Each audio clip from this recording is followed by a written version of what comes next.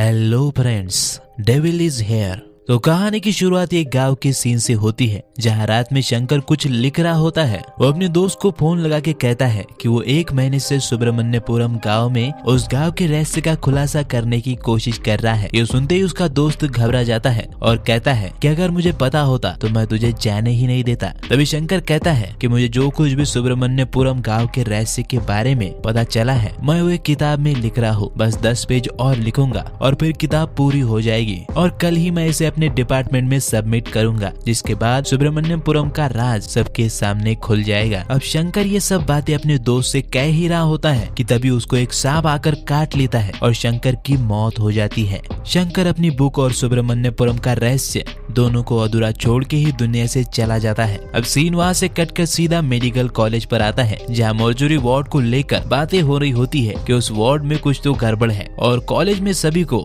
रात के समय में उस तरफ जाने से मना कर रखा होता है।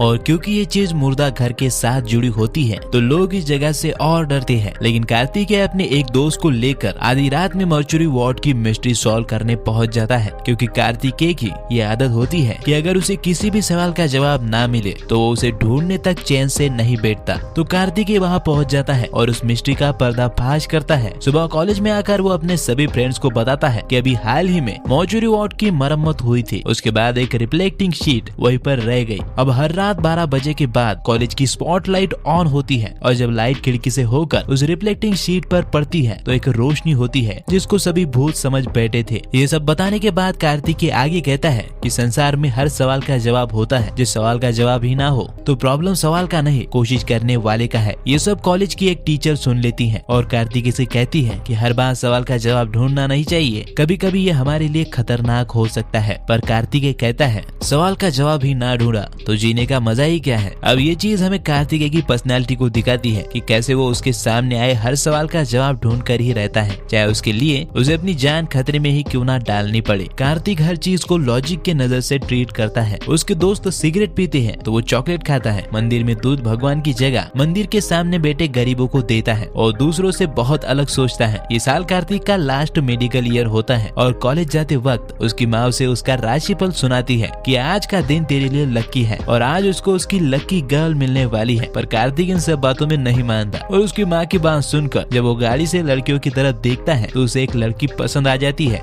वानी। पर आते ही वानी अपनी स्कूटी से कार्तिक की कार को ठोक देती है और उनके झगड़े में कार्तिक की पार्किंग चली जाती है। कार्तिक सोचता है कि वानी तो अनलकी है, पर कार्तिक की जगह जिस इंसान ने अपनी कार पार्क की होती है उस पर लाइट गिर जाती है और इसी वजह से कार्तिक के भाई की कार बच जाती है। अब अगले सीन में हमें इंस्पेक्टर सहदेव को दिखाया जाता है जो एक ढोंगी बाबा को पीट पीट कर जेल में बंद कर देता है। उसके बाद इंस्पेक्टर सहदेव पृथ्वीराज से मिलने जाता है जहाँ पृथ्वीराज की मीटिंग चल रही होती है, जहाँ एक मंदिर में हुए चमत्कार के बारे में वो बात कर रहा होता है। तो मीटिंग खत्म होती ही इंस्पेक्टर सहदेव शंकर जो सुब्रमण्यपुरम में सांप के काटने से मरा था उसकी फाइल पर पृथ्वीराज को साइन करने को कहता है, क्योंकि शंकर जो है वो पृथ्वीराज के ऑफिस में काम कर रहा था और इसीलिए सहदेव को उसका केस क्लोज करने के लिए पृथ्वीराज के साइन चाहिए थे। लेकिन फाइल पर एक्सीडेंटल स्नेक बाइट लिखा देख पृथ्वीराज कहता है कि एक्सीडेंटल डेथ नहीं है बल्कि सीधा भगवान से जुड़ी हुई मौत थी। आगे वो कहता है कि शंकर 5 सालों से हमारे धर्मांत विभाग में काम कर रहा था। 2 महीने पहले उन्होंने एक लंबी छुट्टी ली थी, लेकिन बाद में पता चला कि सुब्रमण्यपुरम गए थे, मतलब खुद मौत के मुंह में गए थे। आगे पृथ्वीराज कहता है कि उस गांव में सुब्रमण्यम स्वामी का एक मंदिर है जिसे कुछ कारणों की वजह से हाल ही में बंद कर दिया गया था और तभी से उस मंदिर को खोलने के बारे में सोचने वाले लोग मरते जा रहे हैं, ज्यादातर सांप के काटने से। शंकर भी इसी राज का खुलासा करने गया था, लेकिन सहदेव इस चीज को इग्नोर करके पृथ्वीराज का साइन लेकर चला जाता है। अब अगले ही सीन में कार्तिक के कॉलेज का प्रिंसिपल उसे जानबूझकर मेडिकल कैंप के लिए सुब्रमण्यपुरम भेजता है और जाते वक्त उसकी माँ उसे बताती है कि आगे उसकी कुंडली में सर्प दोष है। सुब्रमण्यपुरम जाते वक्त रास्ते में कार्तिक और उसके दोस्तों को एक पागल दिखता है जो कार्तिक के दोस्तों को इशारे में कहता है कि वहाँ मत जाओ, पर जैसे ही वो कार्तिक को दिखता है तो हंसता है और उन्हें जाने देता है। अब गाँव में आकर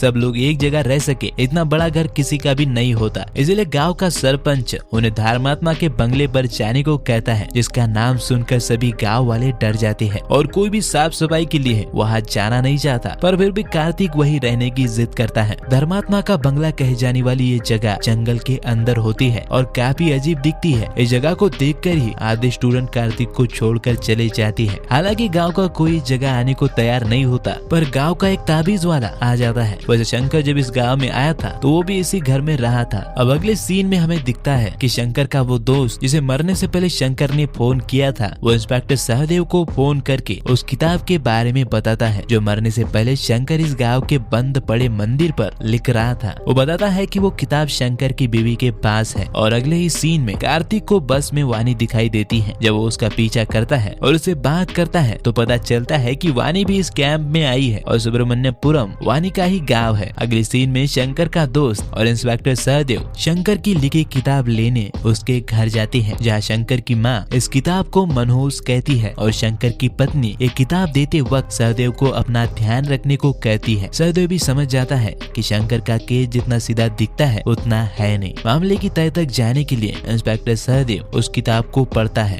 किताब में लिखा होता है कि पूरा दक्षिण भारत एक समय पर द्रविड़ों का राज्य हुआ करता था। तब के राजा कीर्ति वर्मा ने सुब्रमण्यम स्वामी के लिए उस समय एक भव्य मंदिर बनाया था। मंदिर बनाने के बाद कार्तिक पूर्णिमा को चांद के निकलने के कुछ समय बाद मंदिर में तेज किरणें निकली, जिन्हें देखकर गांव वाले ये सोच रहे थे कि साक्षात सुब्रमण्यम स्वामी ही इस मंदिर में प्रकट हुए हैं। अब ऐसा मान के 21 दिन तक उस मंदिर के आगे मेला लगाया गया और 21वें दिन पूजा करके मेला खत्म किया जाता था। और ऐसा सदियों से चलता आ रहा था। और मंदिर के अनुयायियों के ठहरने के लिए एक छोटा बंगला भी बनाया गया, जिसे आज गांव वाले धर्मात्मा का बंगला कहते हैं और जहाँ इस वक्त कार्तिक और उसके दोस्त रुके हैं। खैर, तो शंकर किताब में आगे लिखता है कि मंदिर को मिल रहे दान और चढ़ावे को देखते हुए पिछले साल एंडोमेंट डिपार्टमेंट ने मंदिर को टेक ओवर कर लिया। अब यहाँ तक इंस्पेक्टर सहदेव पढ़ पाता है और अचानक से उसका एक ऑफिसर आकर उसे कहता है कि इमरजेंसी है। यहाँ तक पढ़ने के बाद इंस्पेक्टर सहदेव उस गाँव में जाने का डिसाइड करता है। अब अगले ही सीन में वानी के ना कहने पर कार्तिक दारू पीने की सोचता है। जब वो और उसका दोस्त रात को दारू लाने जाते हैं और बाथरूम के लिए पुल के पास रुकते हैं तो अचानक से एक गाड़ी पुल के ऊपर से नीचे आती है, जिसमें इंस्पेक्टर सहदेव होता है, जो जगह पर ही दम तोड़ देता है। अब सुबह पृथ्वीराज यहाँ आकर मीडिया में ये कहता है कि मंदिर के खतरे को लेकर उसने इंस्पेक्टर को वार्न किया था। अब क्योंकि कार्तिक उस समय पर वहाँ था तो वो उस किताब को वहाँ से ले आता है और आगे पढ़ता है, जिससे ये पता चलता है कि मंदिर में एक पुजारी और गांव के कुछ लोग लगातार मर गए और डर के मारे लोगों ने मंदिर में आना बंद कर दिया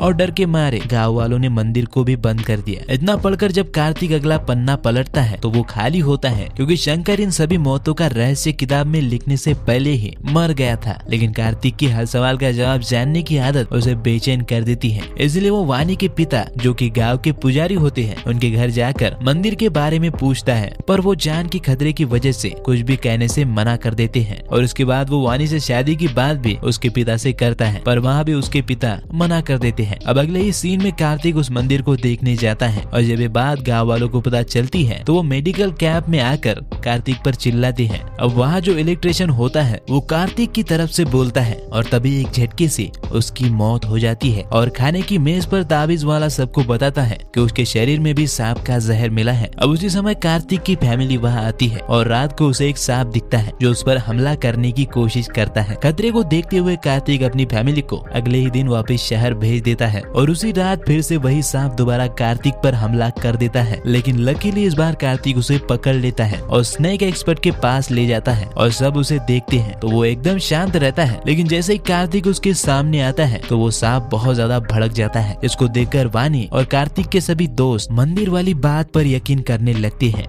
पर डॉक्टर हकीकत जानने के लिए कार्तिक से एक दिन का समय मांगता है और अगले दिन बताता है कि वाकई में उस सांप का टारगेट कार्तिक था, क्योंकि उसे किसी ने हिप्नोटाइज करके कार्तिक की बॉडी स्मेल से उसको मारने का इंस्ट्रक्शन दिया था। अब वो कौन है ये जानने के लिए कार्तिक वानी के पिता की हेल्प से तंजावुर के अध्यापति से मिलने जाता है। फिर अध्यापति बताते हैं कि कीर्ति वर्मा के राज में सूखा पड़ने के बाद उन्होंने सुब्रमण्यम स्वामी की मूर्ति से सब सही करने की प्रार्थना की और बदले में एक भव्य मंदिर बनवाया। उसे बनाने वाले प्रसिद्ध प्रसिद्ध शिल्प विश्वकर्मा को उन्होंने अपना पुश्तैनी कोहिनूर देकर इस मंदिर में कई इस्तेमाल करने को कहा। विश्वकर्मा ने उस कोहिनूर को सुब्रमण्यम स्वामी के चरणों में कुछ इस प्रकार स्थापित किया कि उस पर चांद की रोशनी पड़ते ही उस सैकड़ों चांद की रोशनी जितना चमकता। ये सब सुनकर जब अगली रात कार्तिक का दोस्त अपनी निकाली फोटोज देख रहा होता है, तब कार्तिक उसे इलेक्ट्रिशियन मरने के दिन की फोटोज को दिखाने को कहता है और उनमें से एक फोटो में शॉकिंगली उन्हें ताबीज वाला इलेक्ट्रिशियन को जहरीली पीन मारते हुए दिखता है। अब ताबीज वाला भागता है और कार्तिक और उसके दोस्त जंगल में उसका पीछा करने लगते हैं। इससे पहले कि वो ताबीज वाले को पकड़े, वो पेड़ से लग के सीधा पत्थर पर गिर के मर जाता है।